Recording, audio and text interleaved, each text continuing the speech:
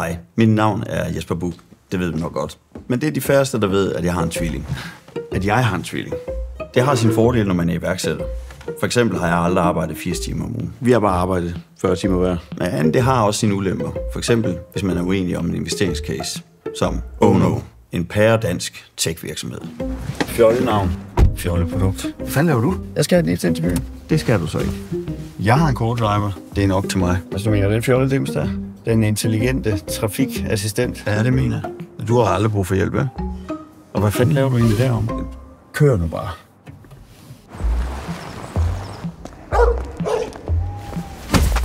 Laver du?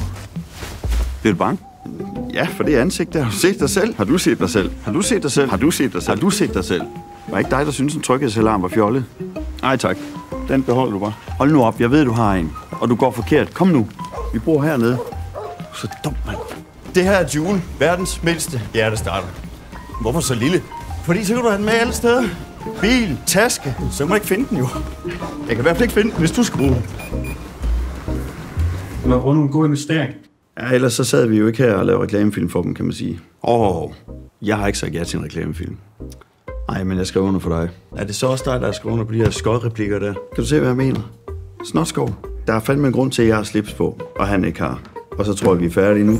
Tak for i dag. Tak for i dag. Du går. Det duer bare ikke. Og så går jeg sgu også.